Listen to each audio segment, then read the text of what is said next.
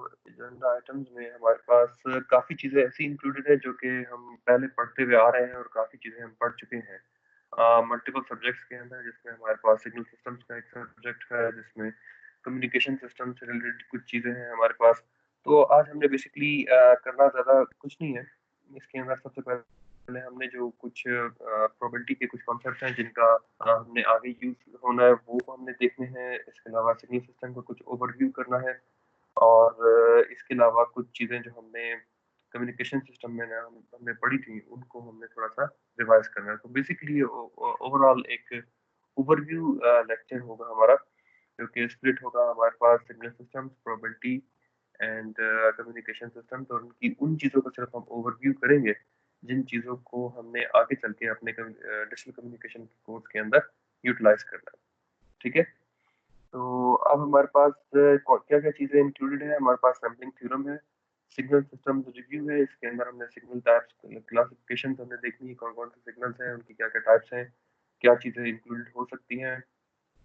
Then power and energy spectral densities हमारे पास क्या होंगी, रैंडम प्रोसेसेस हैं, ऑटो कोरिलेशन फंक्शंस क्या है, इसके अलावा नॉइज़ इन कम्युनिकेशन सिस्टम्स वो हमने देखना है। इसके अलावा बैंडविड्थ ऑफ सिग्नल्स किस तरीके से कैलकुलेट होती है और किस तरीके से हमारे पास डिजिटल कम्युनिकेशन सिस्टम्स में हमारे पास यूज़ किया जा रहा होगा इसको। एंड देन उसके बाद हम देखेंगे कि टाइम इनवेरिएंट सिस्टम्स हमारे पास क्या-क्या है और signal transmission through linear system कैसे जा रही होती है। जिनका माइक ऑन है काइंडली अपना माइक ऑफ कर दें ताकि हम अपना लेक्चर दोबारा बेहतर तरीके से रिज्यूम रखें। ठीक है? सो स्टार्ट करते हैं सैंपलिंग थ्योरम से।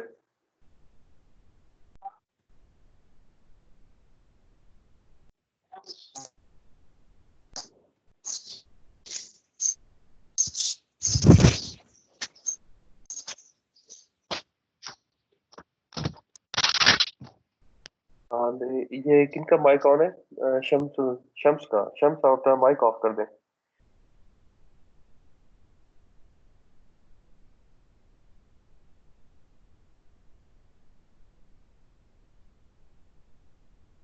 ठीक है, तो स्टार्ट करते हैं अपने लेक्चर से, जो कि है हमारे पास सैंपलिंग थ्योरम। सैंपलिंग थ्योरम हम ऑलरेडी जानते हैं कि हमारे पास क्या है। One of the fundamental concepts in dealing with the representation of analogue signals in the digital domain. Usually हम ये सैंपलिंग थ्योरम को क्वांटिफाई करते हैं नाइक्विस्ट रेट से, यानी signal should be sampled at 2 times of the maximum frequency of the main signal. It means उसकी maximum frequency जो है सैंपल्ड सिग्नल की 2 टाइम्स होनी चाहिए, या एटलीस्ट उससे ज्यादा हो, या एटलीस्ट उसके इक्विवेलेंट हो। अगर हमारे पास लेस होगी तो हमारे पास अंडर सैंपल्ड सिग्नल होगा, जो कि हमारे पास इजीली रिकवरेबल नहीं होगा। और अगर हमारे पास ज्यादा, हमारे पास ओवर, जिसको हम कहते हैं ओवर सैंपल्ड, यानी हमारे पास सैंपलिंग फ्रीक्वेंसी अगर उसकी बहुत ज्यादा हो, थ्राइस हो, फोर हो, तो क्वालिटी तो हमारे पास सेम ही रहेगी, लेकिन ये है कि हमारे पास बैंडविड्थ कंजम्पशन हमारे पास बढ़ जाएगी। तो होगा ये कि हमारे पास इस टाइप के सिग्नल्स को बेसिकली हमारे पास ओवरऑल जो है ओवर सैंपल्ड सिग्नल्स भी कहा जा सकता है। So a real value band limited signal having no spectral components having frequency of FM hertz or any frequency is determined uniquely by its value at uniform intervals spaced no greater than 1 over 2 FM apart. अगर हम frequency की बात करें तो हमारे पास should be greater than, sampling frequency should be greater than 2 times of the maximum frequency of the main signal. और अगर हमारे पास टाइम डोमेन की बात करें तो बेसिकली फ्रीक्वेंसी और टाइम आपस में एक दूसरे के रेसिप्रोकल होते हैं। तो हमारे पास यही जो सैम्पलिंग इंटरवल है या सैम्पलिंग टाइम है, it should be equivalent to 1 over 2 FM, या 2 times of the maximum frequency of the main signal होना चाहिए हमारे पास। ठीक है? सो since one of the main constraints in judging the efficiency of a communication system is spectral efficiency, the Nyquist rate forms a large part of the backbone of the system design. सो अगर तो आपका signal properly sampled ही नहीं है, तो digital communication system के अंदर there is no वे कि आप अपनी कम्युनिकेशन को एफिशिएंटली और जो उसकी ट्रांसमिशन है उसको मेक श्योर कर सकें। सो सैम्पलिंग अगेन हमारे पास बहुत ही क्रिटिकल कंपोनेंट है। जस्ट एक क्विक ओवरव्यू ले लेते हैं किस तरीके से हमारे पास सैंपल सिग्नल्स काम करते हैं। जैसे कि हम यहाँ पे देख रहे हैं कि यहाँ पे हमारे पास एक एनालॉग सिग्नल है, इसको हम किसी भी पल्स ट्रेन के साथ अप्लाई करते हैं तो पल्स ट्रेन बेसिकली उसी की सिग्नल की एनालॉग फॉर्म अटेन कर लेती है। ठीक है। और हमारे पास ये पल्स ट्रेन यूजली हमारे पास बैंड लिमिटेड सिग्नल होनी चाहिए और पीरियोडिक गेटिंग फंक्शन हमारे पास यूज किया जा रहा होता है। अब यहाँ पर भी थोड़ा सा डिटेल्ड इन्वॉल्व है, यहाँ पे भी सैम्पलिंग के हमारे पास मल्टीपल टाइप्स हैं, जिसके अंदर हमारे पास है आइडियल सैम्पलिंग है, नेचुरल सैम्पलिंग है, एंड देन हमारे पास ओवरऑल गेटिंग सैम्पलिंग की एक टाइप होती है। उसमें यूजली हमारे पास गेटिंग फंक्शंस यूज किए जा रहे होते हैं। सो नेचुरल जो हमारे पास आइडियल सैम्पलिंग है वो हमारे पास रियल वर्ल्ड में इसलिए पॉसिबल नहीं है क्योंकि हमारे पास रियल वर्ल्ड के अंदर पल्स ट्रेन जनरेट नहीं की जा सकती। तो उसके लिए हम क्या करते हैं कि हम ओवरऑल गेटिंग फंक्शंस यूज करते हैं ताकि हम सिग्नल को एनालॉग सिग्नल को इजीली सैंपल कर सकें at a regular interval of time. But again getting functions के अंदर भी हमारे पास कुछ इश्यूज ऐसे आते हैं कि हमारे पास इनकी शार्प पीक अचीव होती हैं जो कि हमारे पास कंप्लीट वैल्यूज को डिपेक्ट नहीं कर पाती रिसीवर एंड जब इनकी रीजनरेशन परफॉर्म की जा रही होती है। तो इसके लिए हम एक थर्ड टाइप की सैम्पलिंग है जिसे हम कहते हैं फ्लैट टॉप सैम्पलिंग, वो यूज करते हैं ताकि हम इनके जो गेटिंग फंक्शन जो पल्सेस हैं उनकी जो पीक्स हैं उनको हम फ्लैट कर अचीव कर सकें ताकि हमारे पास रिसीवर एंड के ऊपर exact regeneration of analog signal achieve की जा सके। तो ये बेसिकली हमारे पास थ्री टाइप्स हैं, आगे चल के हम सैम्पलिंग के टाइप्स में भी डिटेल से पढ़ेंगे।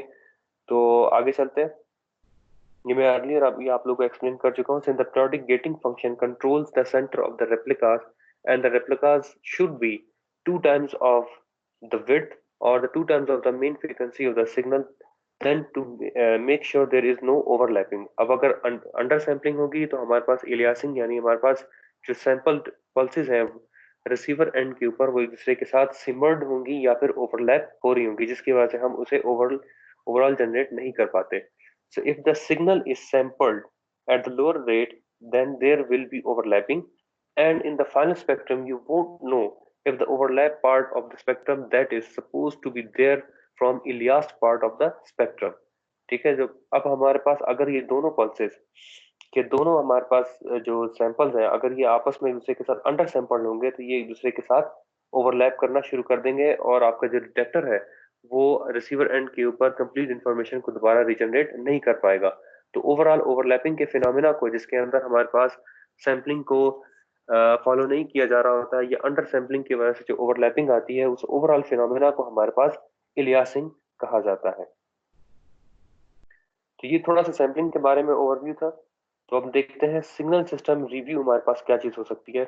अब इसके अंदर भी हमने वो चीजें देखनी है जो हमारे पास क्रिटिकल है जो कि हमने ओवरऑल इस कोर्स के अंदर यूज करनी है। उसमें हमें बेसिकली हमारे पास है क्लासिफिकेशन ऑफ सिग्नल्स। अब कितनी टाइप्स के सिग्नल है इसमें हमारे पास deterministic and random signals. As we all know deterministic signals की हमारे पास बीच में कोई अनसर्टेनिटी नहीं होती, इनका रिस्पॉन्स कम्प्लीटली प्रिडिक्टेबल होता है।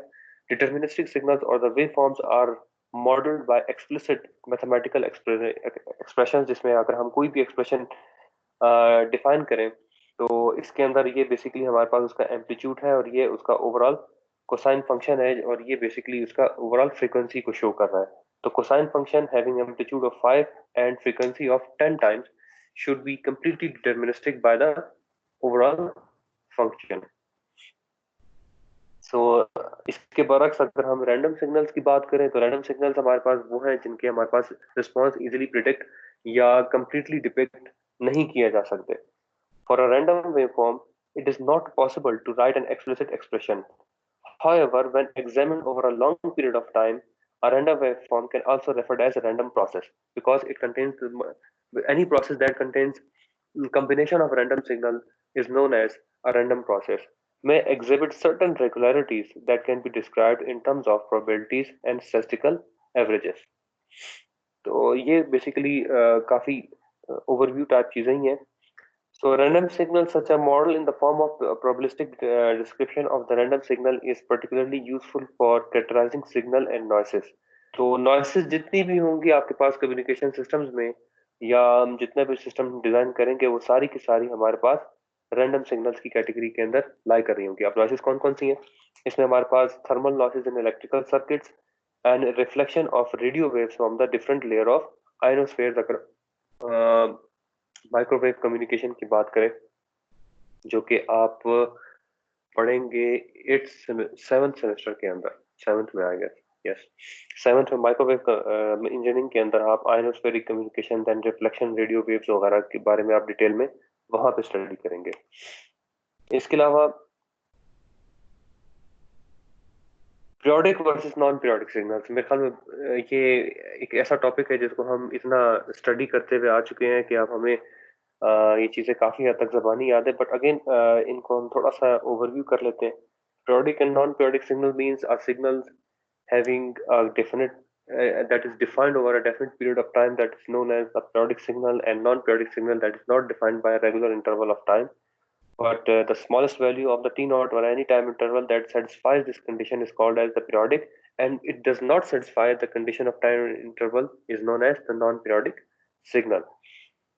The signal for which there is no value of time interval that satisfies the above equation is called as the non-periodic signal. अब usually हमारे पास energy and power signals को भी इनकी टर्म में define किया जा रहा होता है, और कैसे डिफाइन करते हैं उसको हम देख लेते हैं।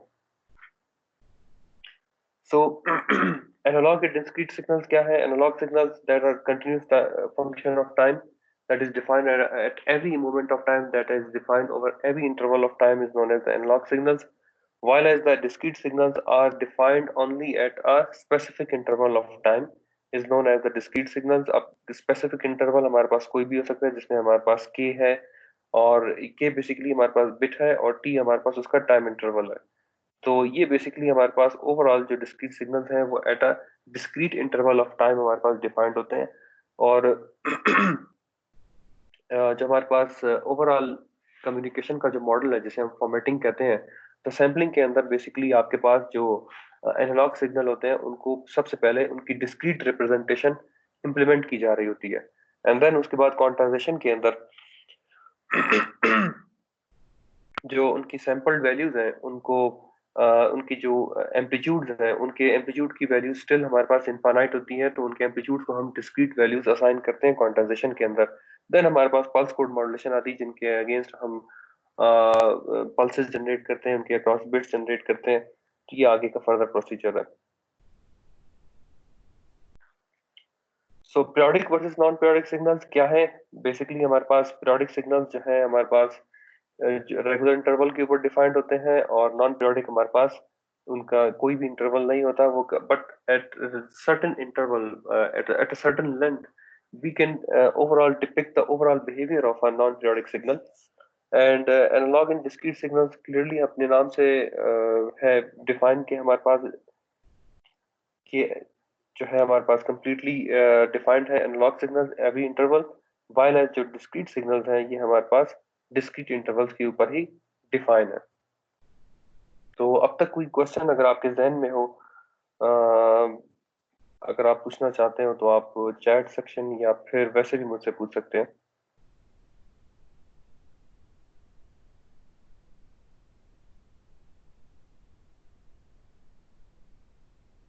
एनीहाउ आगे चलते हैं।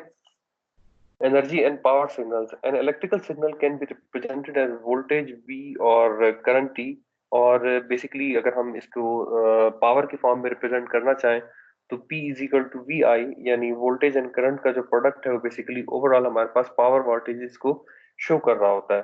सो in communication system power is often normalized by assuming जो उसकी रेजिस्टेंस है, अगर हम आइडियल सिस्टम की बात कर रहे हैं तो हमारे पास यूजली 1 ओहम या उसे हम नॉर्मलाइज्ड ओहम के अक्रॉस एज्यूम कर सकते हैं। सो बेसिकली हमारे पास क्या है, signal having finite energy is known as usually the energy signal, while as the power signal having finite power should have the power signal.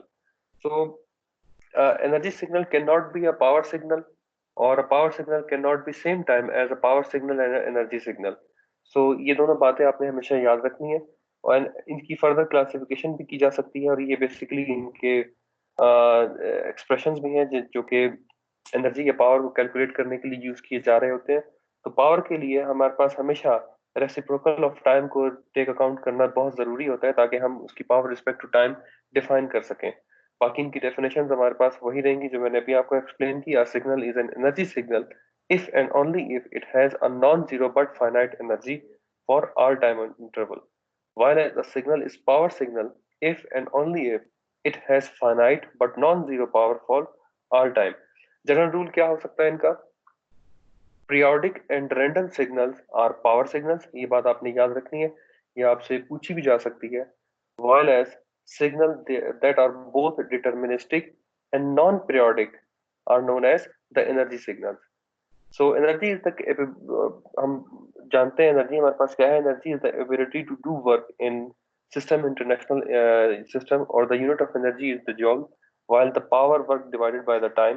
So the unit of the power is joule per second. So power should be divided or should be incorporated with respect to the time because it has the unit of joule per second.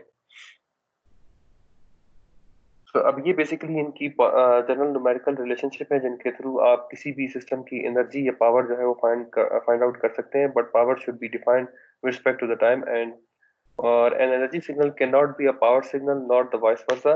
To be an energy signal, it should have the amplitude of zero as time approaches to infinity.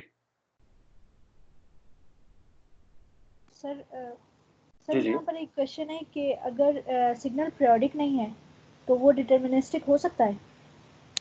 देखें, अगर signal periodic नहीं है, deterministic तब हो सकता है जब उसका ड्यूरेशन हमारे पास लॉन्ग होगा। अगर तो जिस ड्यूरेशन की अगर तो शॉर्ट ड्यूरेशन के लिए आप देख रहे हैं, डेफिनेटली वो हमारे पास अगर रैंडम है तो वो रैंडम ही रहेगा। But random signal at certain interval, at certain long interval, अगर मैं थोड़ा सा टर्म करेक्ट करूं, उनका रिस्पांस एट सम एक्सटेंट हमारे पास डिटर्मिनिस्टिक में कन्वर्ट होना शुरू हो जाता है। तो ये एक है। अगर आप लेट सपोज आपका इंटरवल जो है वो 2 सेकंड्स है, तो 2 सेकंड्स के लिए उसका रिस्पांस आपके पास डिटर्मिनिस्टिक नहीं, डेफिनेटली वो रैंडम सिग्नल्स की कैटेगरी में लाई कर रहा होगा। बट अगर वही रिस्पांस अगर आप एनालाइज करते हैं over the period of 1 hour और 2 आवर, तो you will notice some sort of pattern in the randomness, and that pattern made the signal randomness to deterministic and then in turn into periodic. ठीक है? सही है sir. So overall goal of communication system क्या क्या हो सकते हैं हमारे पास? The goal of the communication system is to transmit more signal power against noise power to achieve greater signal to noise ratio. So noise, since we all know, is being the random in nature, so it cannot be present or expressed as a function of time like deterministic waveform. It is represented by its power. ठीक है? तभी हमारे पास जितने भी random signals हैं हमारे पास in terms of power define किए जा रहे होते हैं। So therefore, the overall quality of the system can be determined by the evaluation of signal to noise power ratio. It is necessary to evolve a method for calculating a power constraints or the power contents of a signal. अब वो आगे किस तरीके से वो method है, वो किस तरीके से आप उसकी पावर कैलकुलेट कर सकते हैं, बेसिकली इंस्टेंटेनियस पावर कैलकुलेशन है and then average power calculation है, और उसके बाद अगर हम उसको फर्दर एडवांस करें तो वो पावर स्पेक्ट्रल डेंसिटीज है and then energy spectral densities के अंदर कन्वर्ट हो जाता है। सो नॉर्मलाइज्ड एनर्जी डेसिपेशन हमारे पास क्या हो सकती है? इसकी एग्जांपल हम एक छोटी सी इसकी डेफिनेशन हम छोटी सी एग्जांपल से देख सकते हैं कि let us consider a voltage is applied across a 1 ohm resistor. Since हम नॉर्मलाइज की बात करें तो रेजिस्टेंस हमारे पास 1 ओम ही कंसीडर होगी, and a constant current IFT passing through a 1 ohm resistor as well. So overall energy हमारे पास क्या डिसिपेट हो रही in the form of heat. Definitely अगर हमारे पास कोई भी वोल्टेज एंड करंट किसी भी वायर से हमारे पास पास आउट होते हैं, तो अगर तो हमारे पास आइडियल रेजिस्टेंस है तो हमारे पास एनर्जी डिसिपेट या इन the form of heat dissipate हो रही होगी। जितनी हमारे पास रेजिस्टेंस बढ़ती जाएगी उतना ही हमारे पास जो डिसिपेशन ऑफ हीट है, यानी इन द फॉर्म ऑफ एनर्जी, जो उसकी एनर्जी है उसकी डिसिपेशन भी हमारे पास इंक्रीज होना शुरू हो जाएगी। So this energy dissipated across 1 ohm resistance by signal f of t is called as the normalized energy. Normalized क्यों है? Since हम ideal resistance यूज कर रहे हैं। अदरवाइज अगर हम रेजिस्टेंस की डिफाइंड वैल्यू यूज करेंगे तो हमारे पास क्या होगी? नॉर्मलाइज एनर्जी नहीं होगी, वो हमारे पास ओवरऑल डिसिपेटेड हीट एनर्जी कहलाएगी। The energy of a signal exists only if the integral equation is finite. ठीक है? तो ये भी आपने याद रखना है कि अब सिंस हमारे पास फॉर्मूला तो हमारे पास minus infinity to positive infinity है, बट अगेन जब हम इसको इम्प्लीमेंट करते हैं तो हमारे पास इंटरवल कोई ना कोई डिफाइन होगा। Let's suppose -t/2 to π/2 to -π/2, 2π/2 to -π/2, तो हमारे पास इंटरवल हमेशा डिफाइंड होगा। ऐसा नहीं है कि हमारे पास एनर्जी जो है वो इनफाइनाइट इंटरवल के लिए डिफाइन हो। सो ये रिलेशनशिप बेसिकली हमारे पास एनर्जी की डेफिनेशन को भी बैकअप करता है, क्योंकि हमारे पास फाइनाइट इंटरवल के लिए एनर्जी का डिफाइन होना जरूरी है। सो एपीरियोडिक सिग्नल्स यानी non periodic signals are the example of the energy signals. So infinite power signals, अब ये तो चले फाइनाइट के केसेस हैं, बट सम सिनारियोज में मैथमेटिकली हमारे पास इनफाइनाइट पावर सिग्नल्स भी अचीव होते हैं, तो उनको कैसे हमने डील करना है? Usually the signal may be infinite or for many signals, and for such signals we have to define another useful parameter called average power. So we have to define the averaging mechanism so we can define the overall limits। ठीक है, अब हमारे पास theoretically, मैं ये नहीं कहता कि हमारे पास प्रैक्टिकली कभी इनफाइनाइट पावर सिग्नल्स अचीव होते हैं, बट अगर हमारे पास थियोरेटिकली इनफाइनाइट पावर सिग्नल्स अगर हमारे पास हो, तो उनको हम फाइनाइट बनाने के लिए उनकी टाइम एवरेजिंग करते हैं कि कितने टाइम के ऊपर उसकी पावर जो है वो हमारे पास वेरी कर रही है, तो उसकी ओवरऑल जो हमारे पास एक टाइम एवरेजेस है वो कैलकुलेट किए जाते हैं, और उन टाइम एवरेजेस को उसकी पावर के लिमिट के ऊपर पुट किया जा रहा होता है। तो इस तरीके से हम इनफाइनाइट पावर सिग्नल्स को थियोरेटिकली हम एनालाइज कर रहे होते हैं। तो अगर आपसे पेपर में ये पूछा जाए कि इनफाइनाइट पावर सिग्नल्स को डील करने का मैकेनिज्म क्या है, तो आपको उसका आंसर पता होना चाहिए कि हम टाइम एवरेजिंग के through overall average power calculate करते हैं, देन उसकी लिमिट्स डिफाइन करके हम उस सिस्टम की पावर कैलकुलेट की जा सकती है। So average power of a signal may exist even if its energy is infinite. Such signals with finite average power are also called as the power signal, but average power signal are the more appropriate term to denote these type of signals. So periodic signals, unit step functions, direct delta functions are the examples of the power signals। तो ये examples आपने याद रखनी है कि हमारे पास random signals क्या है, कौन से सिग्नल किस टाइप की कैटेगरी के अंदर लाई कर रहे हैं, तो ये आपसे हो सकता है पेपर में पूछे जाए।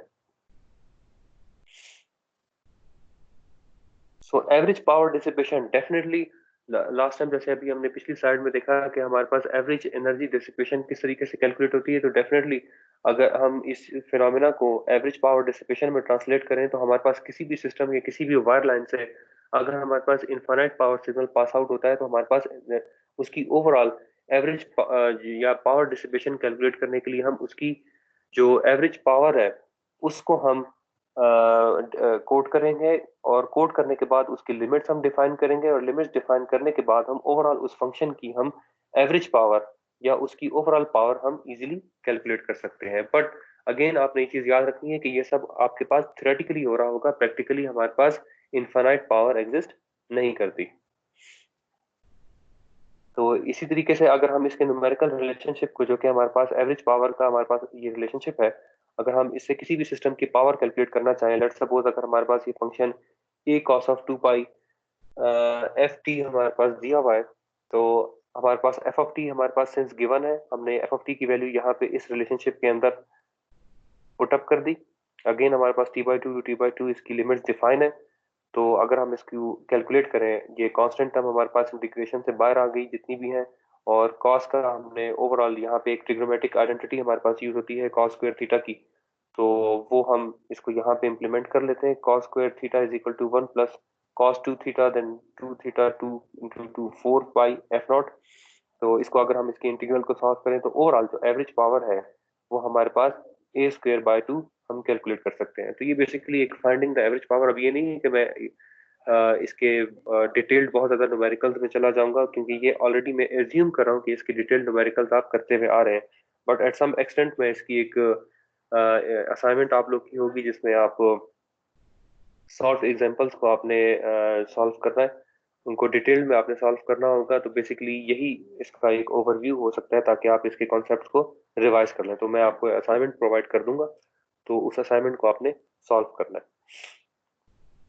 सो अगेन अब अगर हम डिटर्मिनिस्टिक सिग्नल्स की बात कर रहे हैं, तो पार्सवल थ्योरम को हम कैसे छोड़ सकते हैं? तो basically Parseval theorem defines the energy of a signal in terms of its Fourier transform. ठीक है, तो फोरियर ट्रांसफॉर्म की फॉर्म में, यानी ओवरऑल उसके फ्रीक्वेंसी फंक्शन को हम ट्रांसफॉर्म करके शो कर सकते हैं with respect to Parseval theorem. The theorem is very useful as it helps in evaluating the energy of a signal without knowing its time domain। यानी ये complete frequency domain में without knowing the timing information हम easily इसको evaluate कर सकते हैं। When the Fourier transform of a signal is known, its energy can easily be evaluated without finding the inverse Fourier transform such that time domain यानी उसकी timing information को हम utilise किए बगैर उसके कंप्लीट उसके फ्रीक्वेंसी रिस्पांस को हम कैलकुलेट कर सकते हैं। तो पार्शियल थ्योरम हीट डिस्ट्रीब्यूशन की फॉर्म में कैसे काम करेगा? डेफिनेटली उसी तरीके से काम करेगा कि हमारे पास अगर हम एक नॉर्मलाइज्ड रेजिस्टर है, वहां पे अगर हम एनर्जी या वहां से हमारे पास current and voltages pass out होते हैं तो एनर्जी हमारे पास डेसिपेट होगी in the form of heat. तो अगर हम उसको पार्शियल थ्योरम के फॉर्म में टाइम डोमेन फंक्शन को फ्रीक्वेंसी डोमेन फंक्शन में ट्रांसलेट करके बताएं तो अगेन हमारे पास टाइमिंग इंटरवल तो हमारे पास वही रहेंगे 1/2 पाई। देन जो हमारे पास टाइमिंग इंफॉर्मेशन थी एफ ऑफ टी वो हमारे पास जी ऑफ ओमेगा यानी 2 पाई एफ की फॉर्म में रिप्लेसेबल हो जाएगी। और अगर हम उसको कम्युलेटिवली देखते हैं तो कम्युलेटिवली हमारे पास जो कंप्लीट उसका फोरियर ट्रांसफॉर्म है जिसमें हमारे पास उसका DC component AC component and overall उसका जो रिस्पॉन्स है कम्युलेटिवली हम उसे सम अप कर सकते हैं इन terms of it's basic components जो कि हम फोरियर सीरीज से ऑलरेडी कैलकुलेट करते हुए आ रहे हैं। तो एनर्जी इसका पार्शियल थ्योरम का एक छोटा सा एग्जांपल भी है, इसे हम इसका प्रूफ भी कह सकते हैं, जिसमें हमारे पास एक टाइम डोमेन फंक्शन है जिसमें हमारे पास दो टाइम डोमेन फंक्शन गिवन है। अब हमने इनको प्रूव करना है कि हमारे पास एफ ऑफ ओमेगा जो है हमारे पास convoluted form of F of omega के फॉर्म में ये ट्रांसलेटेबल हो। तो अगर हम इसके सिंपल एक कंपोनेंट को भी चूज कर लें और उसका ट्रांसफॉर्म कैलकुलेट करें और उसके बाद उसी ट्रांसलेट करदा जो हमारे पास कंपोनेंट है उसका इंटीग्रल इक्वेशन ले लें तो इंटीग्रेशन लेने के बाद अगेन हमारे पास उसका जो लेफ्ट हैंड साइड है हमारे पास हमेशा राइट हैंड साइड के हमेशा इक्वलेंट ही आ रही होगी। तो इसको अगर आप लोग चाहें तो इसको डिटेल में भी आप देख सकते हैं, यानी हमने किया कुछ नहीं है, जस्ट सब्स्टिट्यूशन की है। अगर हमारे यहाँ पे हमारे पास अगर हमारे पास एक फंक्शन अवेलेबल था तो हमने जस्ट वन फंक्शन यूज करके उसका फोरियर ट्रांसफॉर्म लिया, तो उसका फोरियर ट्रांसफॉर्म हमारे पास प्रीवियसली डिफाइंड फोरियर ट्रांसफॉर्म के इक्विवेलेंट ही आएगा। ऐसा नहीं है कि हमारे पास in the time domain function कोई और है और फ्रीक्वेंसी डोमेन फंक्शन हमारे पास कोई और आ रहा है। ठीक है, तो कोई क्वेश्चन है तो आप मुझसे पूछ सकते हैं।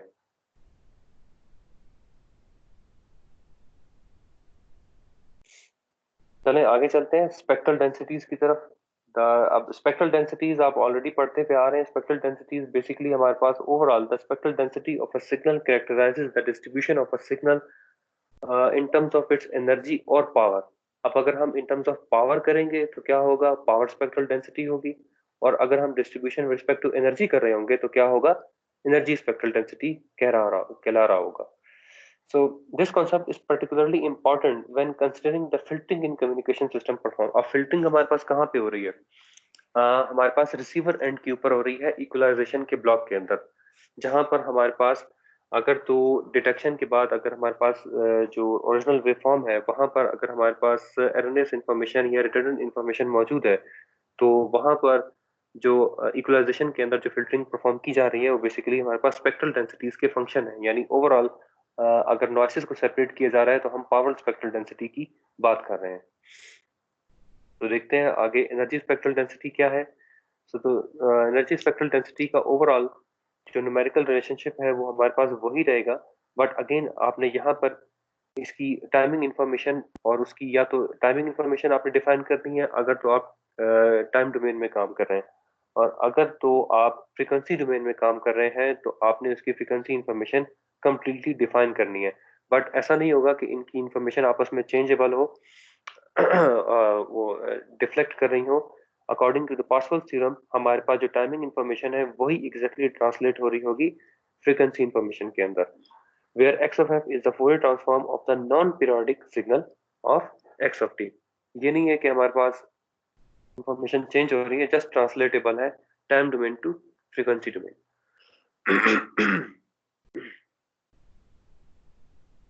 तो power and energy spectral densities हमारे पास कैसे है? तो पावर स्पेक्ट्रल डेंसिटी यूजली हमारे पास किसी भी टर्म से यहाँ पर इस बुक के अंदर यूजली उसने एस एक्स ऑफ ओमेगा से जो है हमारे पास पावर स्पेक्ट्रल डेंसिटी को डिनोट किया है।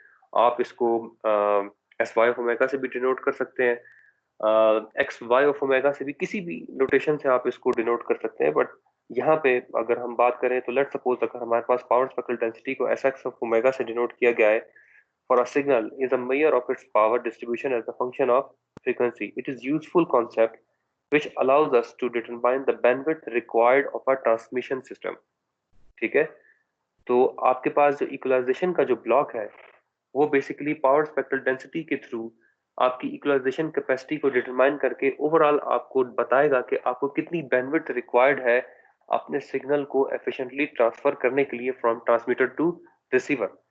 अगर तो आपके पास इंफॉर्मेशन जो है वो कंप्लीट नहीं है और आपके पास बैंडविड्थ कम है और आपके पास इंफॉर्मेशन ज्यादा है, तो डेफिनेटली उसका ओवरहेड हमारे पास इक्वलाइजेशन ब्लॉक के ऊपर आएगा, जहां पर आपकी एफिशिएंसी जो रिकवरेबिलिटी है वो कॉम्प्रोमाइज हो जाएगी।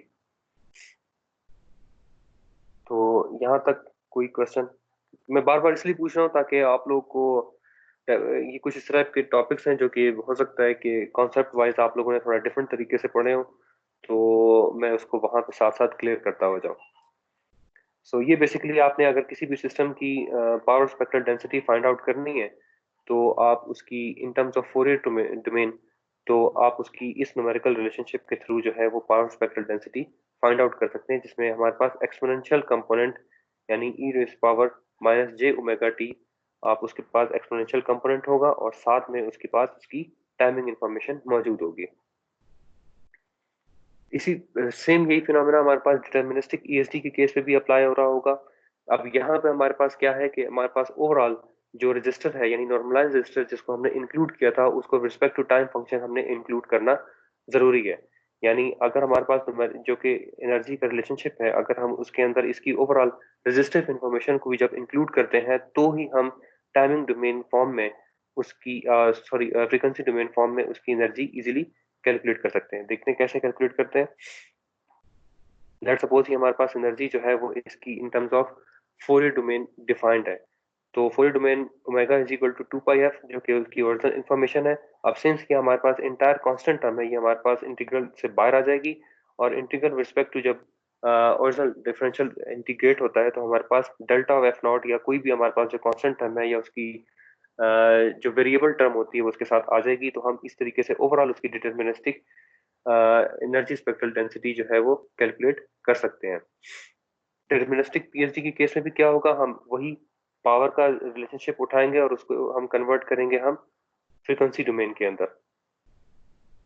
फ्रीक्वेंसी डोमेन के अंदर जब हम उसे कन्वर्ट कर लेंगे तो लास्ट टाइम जहां पर हमने उसकी रेजिस्टिव इंफॉर्मेशन इंक्लूड की थी एनर्जी सिग्नल के अंदर, यहाँ पर हम इसकी टाइमिंग इंफॉर्मेशन इंक्लूड करेंगे और सब्स्टिट्यूट कर देंगे।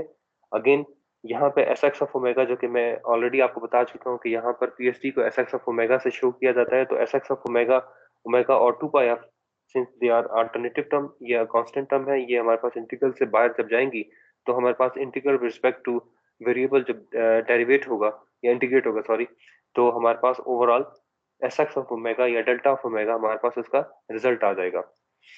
ठीक है, तो ये बेसिकली हमारे पास deterministic EST and deterministic PST है।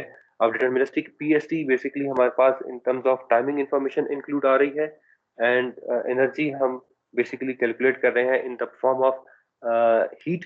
अब हीट क्यों है, क्योंकि हमने एक सिनेरियो क्रिएट किया है कि हमारे पास कोई भी रेजिस्टिव वायर है जिससे हमारे पास current and voltages pass out हो रहे हैं, और अगर हमारे पास नॉर्मलाइज्ड है तो 1 ओहम की रेजिस्टेंस है और 1 ओहम रेजिस्टेंस के अक्रॉस हमारे पास जो एनर्जी जनरेट हो रही है वो इन द फॉर्म ऑफ हीट है। ठीक है, अब आई नो डेफिनेटली यहाँ तक आप लोगों को कोई ना कोई क्वेश्चन जरूर होंगे, सो वन बाय वन आप लोग क्वेश्चन मुझसे पूछें ताकि मैं उसके बाद आगे नॉन पीरियोडिक सिग्नल्स की तरफ या फिर नॉन डिटर्मिनिस्टिक सिग्नल्स की तरफ मैं जाऊं कि उनकी ओवरऑल ईएसटी और पीएसटी किस तरीके से फाइंड आउट की जा रही होती है। तो वन बाय वन आप क्वेश्चन अगर आपके जहन में है तो आप पूछें।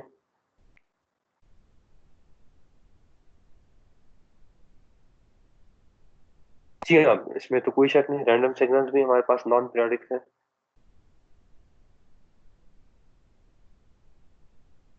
तो पूछना क्या चाह रहे हैं गैरत भाई साहब? जी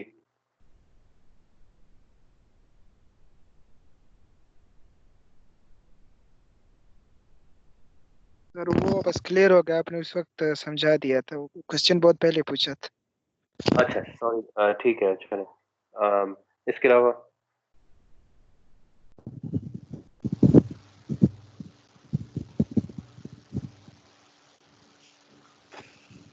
जी हाँ उमर।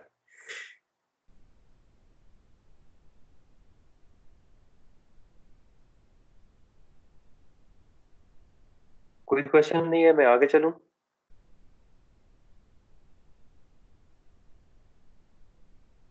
सर स्लाइड्स भेज दी। जी स्लाइड्स भेज दी सर, स्लाइड्स। जी जी, स्लाइड्स हमजा बिल्कुल आपका राइट बनता है, वो तो मैं आपसे कैसे आपका राइट छीन सकता हूँ, और स्पेशली आपसे, सर आप तो अक्सर स्पेशली आपसे, आप तो अक्सर वो लैपटॉप की वजह से अक्सर अपनी लैब्स भी जो है वो नहीं कर पाते थे, तो आपसे मैं आपका हक कैसे छीन सकता हूँ? जी जी सर, वही। जी जी, नहीं नहीं, स्लाइड्स आपको इंशाल्लाह जैसे ही अगर आज मुझे 3 आवर्स की क्लास मिल जाती तो मैं उसको, इस लेक्चर को कंप्लीट करके आप लोगों को इसी वक्त ही अपलोड कर देता।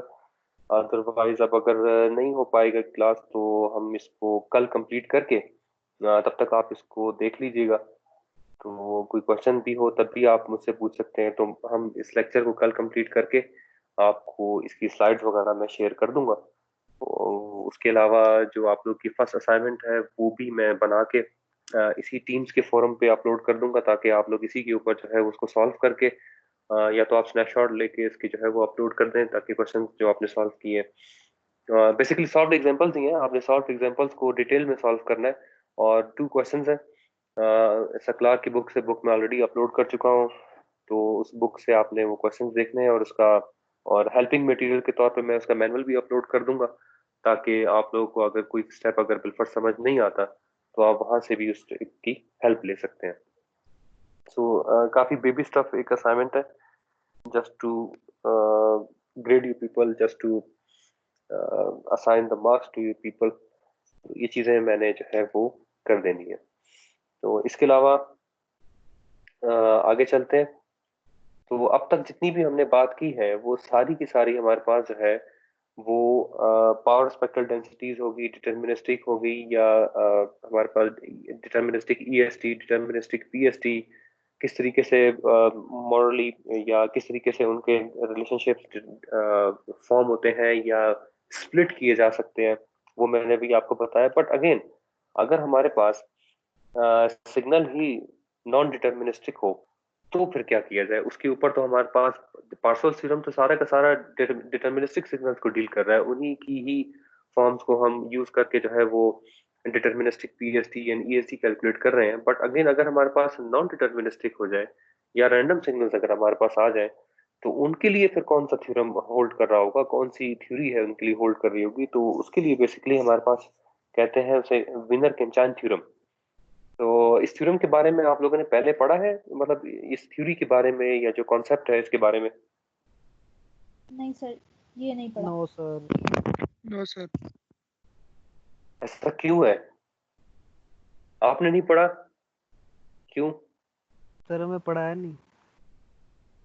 नहीं नहीं, हो सकता है उन्होंने डिफरेंट टर्म्स के अंदर आप लोगों को चीजें गाइड की हों, बट अगेन टर्मिनोलॉजीज का जब फर्क आता है तो उसकी वजह से बाज दफा ऐसी फीलिंग जरूर आ जाती है कि आपने पढ़ा नहीं है या वो चीजें नहीं है, बट होता है, वो चीजें एग्जिस्ट कर रही होती हैं बट एट डिफरेंट टर्मिनोलॉजीज। सो इसीलिए मैंने कहा कि क्वेश्चन रेज हो सकते हैं। तो इससे पहले जो पार्सवल थ्योरम था उसके अंदर डिटेल्स के सर अंदर, हमने पीएचडी और ईएसडी भी नहीं पढ़ा जब भी आपने पढ़ाया। सर इसका नाम पहली दफा सुन रहे हैं हम। हमने पीएचडी और ईएसडी भी नहीं पढ़ा सर, जब भी आपने पढ़ाया थोड़ी देर पहले। अच्छा अच्छा, चले, मैंने इसीलिए ये लेक्चर रखा था, ताकि अगर आपने पहले बिलफर्ज वो किसी वजह से नहीं पढ़ पाए या वो चीज़ें आपके कंटेंट में शामिल नहीं थी, तो वो चीज़ें आपकी इस कोर्स के अंदर अभी पढ़ ली जाएं, ताकि उनको आगे जब यूज होगा तो आपको पता हो कि पीएसटी क्या होती है और ईएसटी क्या है, स्पेक्ट्रल डेंसिटीज किस तरह से रिस्पेक्ट टू फ्रीक्वेंसी हमारे पास उनका फंक्शन वेरी कर रहा होता है, उसमें डिटर्मिनिस्टिक क्या है, नॉन डिटर्मिनिस्टिक क्या है। तो ये मेरे ख्याल में मुझे लगता है कि एक अच्छा स्टेप था जिस ओवरव्यू लेने का। तो इसके अलावा ऐसी कुछ चीजें जो आपने इस लेक्चर के अंदर जो थी वो आपने नहीं पढ़ी हैं, या आप चाह रहे हैं कि उनको मजीद एक्सपेंड करके बताया जाए?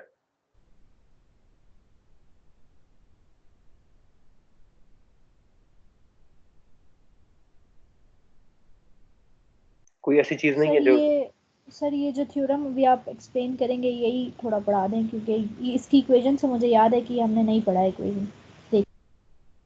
हाँ ये हो सकता है, क्योंकि इन हो सकता है ये आपने इन टर्म्स ऑफ देखिए इसकी एग्जांपल तो डेफिनेटली सिग्नल सिस्टम्स के कोर्स के अंदर से गुजरती हैं। ठीक है, जैसे कि आपने देखा होगा कि आपने एपीरियोडिक सिग्नल, पीरियोडिक सिग्नल, फिर रैंडम सिग्नल, फिर deterministic signals, non deterministic signals, random processes, ये सारी चीजें तो गुजरती हैं, ऐसा ही है। जी सर। तो जब ये चीजें गुजरती हैं तो डेफिनेटली इन चीजों की जब प्रोसेसिंग की जा रही होती है, जब आप इसमें सिग्नल प्रोसेसिंग अप्लाई करते हैं, तो डेफिनेटली वहां पर अब आपके पास स्पेक्ट्रल डेंसिटीज और पावर स्पेक्ट्रल डेंसिटीज इंक्लूड होती हैं। बट अगेन वो इतना कॉम्प्रिहेंसिव नहीं होती जहां पर आप उनके न्यूमेरिकल रिलेशनशिप देख सकें या कुछ कंटेंट्स के अंदर उनको डेप्थ में पढ़ाया जाता है। तो अगेन मैंने इसलिए इस चीज को इंक्लूड किया ताकि आपको इनका पता हो। ठीक है, तो अगर उन पीएचडी से रिलेटेड अगर आपके जहन में मजीद कोई क्वेश्चन है तो आप मुझसे वो भी पूछ सकते हैं अभी, कि ये रिलेशनशिप कैसे आया या किस तरीके से था। अदरवाइज ये काफी डिटरमाइंड चीजें हैं कि हमारे पास ऑलरेडी फार्मूलाज तो डिफाइंड है, हमने जस्ट उनकी अंदर उनकी फ्रीक्वेंसी डोमेन इंफॉर्मेशन पुट की और उसे इंटीग्रेट किया हुआ है। और यहाँ पे अगर हम उसको गौर से देखें तो ऐसा ऑफ ओमेगा जितना भी है ये सारा इन terms of timing information defined है। तो हमने just S X of omega की जगह इसकी टाइमिंग इंफॉर्मेशन को उसकी लिमिट्स के साथ रिप्लेस किया और कुछ ऐसा नहीं किया हुआ। तो फिर भी अगर आपके जहन में कोई क्वेश्चन है तो आप मुझसे पूछ सकते हैं।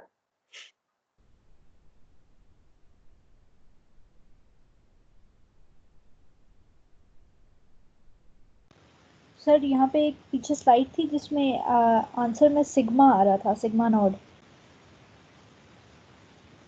ये सिग्मा वाली एफ सर। नॉट, जी हाँ। जी सर बिल्कुल, ये सर इसका ये एक्सप्लेन कर दें सिर्फ लास्ट। जी जी, देखें एनर्जी सबसे पहले तो हमने in terms of frequency domain define कर दी, X X of omega. Usually इसका फॉर्मूला क्या था हमारे पास, एक्स ऑफ टी होता है ना, यही होता है ना फॉर्मूला इसका इन टर्म्स ऑफ टाइम डोमेन। ठीक है, फ्रॉम पार्सल्स थ्योरम इसका फॉर्मूला क्या हो जाएगा, यही हमारे पास टाइमिंग इंफॉर्मेशन ट्रांसलेट हो जाएगी in terms of frequency information, since according to Parseval theorem timing response must be equivalent to frequency response। ठीक है, और कौन से केस की बात हो रही है, डिटर्मिनिस्टिक की। तो अगले स्टेप में हमारे पास क्या होने वाला है, हमने इसी को सॉल्व करना है, यानी एक्स एक्स ऑफ यानी एक्स ऑफ ओमेगा है, X of omega is equal to 2 pi F, omega always equal to 2 pi F होता है, यानी कंप्लीट राउंड साइकिल। ठीक है, अब हमने करना क्या है, जो हमारे पास ओरिजिनल इसकी इंफॉर्मेशन है, अब ये जितनी अगर हम मैथमेटिकली बात करें तो एनर्जी स्पेक्ट्रल डेंसिटी जितनी भी है इसकी, वो ये सारी कांस्टेंट टर्म है, ये हमारे पास क्या होगा, इंटीग्रल इक्वेशन के इस तरफ चली जाएगी इंटीग्रल के। तो बचा क्या हमारे पास, integral of D of F. Integral of D of F हमारे पास अगर हम ट्रांसलेट करें in terms of frequency domain, या अगर हम इन टर्म मैथमेटिकली भी अगर हम बात करें तो क्या होता है, व्हाइट बोर्ड में आपको बता देता हूँ। जैसे हम वेरिएबल उसके वेरिएबल आ जाता है, अगर हमारे पास बीच में कोई टर्म मौजूद ना हो, अगर हमारे पास इंटीग्रेट होने के लिए इंटीग्रेशन और उसकी डेरिवेटिव फॉर्म के बीच में कोई वेरिएबल मौजूद ना हो, तो क्या होता है, तो जिसके टर्म्स पे इंटीग्रेट किया जा रहा होता है वही वेरिएबल हमारे पास लिखा जाता है। ऐसे ही बेसिक इंटीग्रेशन का रूल है, एफएससी लेवल स्टफ ऐसा ही है। तो यहाँ पर भी बेसिकली हमारे पास उसकी जो फ्रीक्वेंसी है, यानी जो हम यहाँ पर F not plus delta F not यानी चेंज इन द फ्रीक्वेंसी को जो हम डिनोट कर रहे हैं वही हमारे पास यहाँ पर डिनोट कर दी जाएगी। अब यहाँ पे डेल्टा एफ नॉट लिख दें या फिर F not plus delta F not लिख दें, बात हमारे पास एक ही है, इसलिए यहाँ पे हमारे पास चेंज इन द फ्रीक्वेंसी को डिनोट रखा गया या उसे रिप्रेजेंट किया गया, सॉरी। ठीक है, सही है सर। तो ये चीजें हैं हमारे पास ओवरऑल। तो आज आप लोग बेसिकली 3 आवर की क्लास मुझे नहीं दे रहे।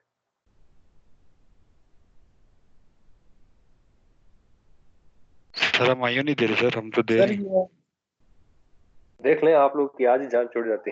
सर ये आखिरी जी जी, पहले एक एक करके बात कर लें। सर मैंने अभी डॉक्टर हुमायूं से पूछा भी था, तो उन्होंने उनका भी अभी मैसेज आया था कि मैं स्लाइड्स प्रिपेयर कर रहा हूँ, तो अभी मीटिंग स्केड्यूल कर रहा हूँ। अच्छा चलें, ठीक है, कोई इशू नहीं, हम अपने टाइम के ऊपर ही अपनी क्लास कर लेंगे ताकि आप लोगों को भी इशू ना हो, और अटेंडेंस आप लोगों की रेगुलरली मार्क हो रही है, इस चीज को अपने जहन में रखना है। ठीक है, तो मैंने जो हमारी 12:30 बजे वाली सर क्लास ये होती है अटेंडेंस सर ये अटेंडेंस का मसला है, क्योंकि सर कभी कभी लाइट नहीं होती तो कहाँ से हम लोग लेक्चर अटेंड करें, तो उसकी वजह हाँ से सर अटेंडेंस हमारी जा रही है, उसका क्या करें फिर सर। चले जैसे अभी सर कंटेंट। लाइट जाने वाली है, तब उसके बाद क्या जी जी करेंगे सर? हम लाइट चली जाती है फिर क्या करें? हाँ जी बिल्कुल, मेरी तरफ भी लाइट जाती है, हर तरफ लाइट जाती है, तो उसमें इतना इशू नहीं है। कंटेंट वाइज तो आप अपना कंटेंट तो कवर करें, जो आपकी वीडियोस हैं उनको हम डाउनलोड करके उनको तो आप पढ़ सकते हैं। अटेंडेंस का जी फिर सर, हम वो तो देख करेंगे लेंगे। सर, लेकिन आप कह रहे हैं ठंडस हो रही है तो उसमें फिर एक और जी हो हाँ जाता है अब, ना सर। जी जी हमजा, मुझे तो लास्ट टाइम ये भी कहा गया था कि हमजा अभी तक सो रहा है, तो अब मैं इस चीज से क्या करूँ? सर पता नहीं किसने सुलाया हुआ था मुझे, जिसने सुलाया हुआ था सर मेरे साथ लेटा होगा फिर वो। तो बहरहाल हमजा, अगर मैंने फिर वो यही कहा कि अगर वो किसी वैलिड रीजन की वजह से क्लास नहीं ले पाते तो देन डेफिनेटली अटेंडेंस जो सर है वो। लाइट नहीं होती सर, लाइट नहीं होती सर, और कोई जी जी प्रॉब्लम नहीं है। बिल्कुल। जी जी कोई इशू नहीं है। आपकी अटेंडेंस आप मेक श्योर करें अपनी क्लास के अंदर जितनी आपकी इंशाल्लाह प्रेजेंस है। सर, उसके बाद जितना बीच में कमी पेशी होगी वो तो वी ऑल आर ह्यूमन, हम सब के साथ इश्यूज हैं, तो वो हम जी सर। इंशाल्लाह मैनेज कर लेंगे। इसमें इतना घबराने की थैंक यू। बात नहीं, बस ये कि आप जो है वो रहें हमारे साथ। ठीक है? Thank you sir. ठीक है। तो अभी लेक्चर के रिलेटेड अगर आपके पास कोई क्वेश्चन नहीं है तो हम थोड़ा सा इसको आगे देख लेते हैं, विनर कैन को। उसके बाद हम फिर जो कुछ स्लाइड्स हैं वो हम रेस्ट ऑफ द क्लास के लिए छोड़ देंगे। तो पावर स्पेक्ट्रल डेंसिटी हमारे पास डिटरमिनिस्टिक ही होगी। सो विनर कैन थ्योरम जो है वो बेसिकली हमारे पास नॉन डिटरमिनिस्टिक या रैंडम सिग्नल्स के लिए डेवलप किया गया है, और ये सारी की सारी पीएसटीज डेवलप करने के लिए फॉर रैंडम सिग्नल्स अप्लाई किया जाता है। अब इसके अंदर होता क्या है, बेसिकली इसके अंदर जो है आपके पास ऑटो कोरिलेशन फंक्शन को यूज किया जा रहा होता है। मतलब कोई एक्स्ट्रा ऑर्डिनरी थ्योरी नहीं है, यानी सिग्नल, यानी comparison of a signal with its own version perform किया जा रहा होता है। ऑटो कोरिलेशन क्या है? Basically whenever you are going to compare the signal of its own version is known as the auto correlation function. But आप auto correlation function है तो डेफिनेटली हमारे पास जो एक तो रेफरेंस सिग्नल है, जब हम उसी के दूसरे सिग्नल उसी दूसरे वर्जन से जब कंपेयर करेंगे तो डेफिनेटली उनके बीच में कोई ना कोई टाइमिंग शिफ्ट इंक्लूड होगी। तो यहाँ पर क्या है, हमारे पास बोथ सिग्नल्स हमारे पास सेम ही है, एक ही लेवल है, एक ही पावर लेवल है, एक ही कैरेक्टरिस्टिक्स है, बट अगेन उनके अंदर टाइमिंग शिफ्ट इंक्लूड है। तो उस टाइमिंग शिफ्ट के रिस्पेक्ट टू हम विनर किंचान थ्योरम के थ्रू उनकी नॉन डिटर्मिनिस्टिक पीएसटीज और नॉन डिटर्मिनिस्टिक ईएसटीज कैलकुलेट कर सकते हैं। तो एप्लीकेबिलिटी हमारे पास रैंडम सिग्नल्स की क्या क्या हो सकती है? यूजली हमारे पास the previous result apply to deterministic signals. In general, we deal with random signals. For example, pulse amplitude modulation or PAM signal is a random because the symbols A of k take values at randomly. ठीक है? अब जितनी भी pulse amplitude, इसलिए तो हम pulse code modulation use करते हैं कि यहाँ पर हमारे पास इसके अंदर जो वैल्यूज हैं वो रैंडमली चूज नहीं की जा रही होती। वो बेसिकली हमारे पास सारी की सारी जितनी भी वैल्यूज हैं वो सब एक सीक्वेंस के थ्रू, एक ऑर्डर के थ्रू यूज की जा रही होती है, इसलिए पैम की निस्बत पीसीएम की एफिशिएंसी बहुत ज्यादा है। Fortunately, over the early results can be extended to cover the random signals by inclusion of an extra averaging or expectation step over the possible values of a random signal। अब वो expectation step या फिर extra averaging क्या है? वो basically आपके पास वो timing averages है जो कि दो सिग्नल्स के बीच में डिफरेंस को शो कर रही होती है। ठीक है, आई बात समझ में आप लोगों को? तो यहाँ पर भी हमारे पास क्या होगा पीएसटी ऑफ रैंडम सिग्नल्स के केस में, ये हम कल देखेंगे। ठीक है, तो अगर आप लोग के जहन में कोई क्वेश्चन, जी जी अगर आप लोग के जहन में कोई क्वेश्चन है, अगर आप पूछना चाह रहे हैं तो वो बारी बारी करके आप पूछ लें, ताकि इस लेक्चर को एंड करते वक्त जो है कोई ऐसा क्वेश्चन ना हो जो रह जाए और कल वो चीज़ आप लोगों को समझ ना आए। अगर आप लोग कहते हैं कि ये स्लाइड्स मैं आज ही अपलोड कर दूं और आप लोग इसको पढ़ के आए और कल मजीद पूछें तो भी पॉसिबल है, तो जैसे आप लोग कहें। सर आज ही अपलोड कर। ठीक है मैडम, आज ही अपलोड हो जाएंगे। हमजा, तो हमजा आप इस दफा लैब्स के बारे में क्या प्लान है आपका?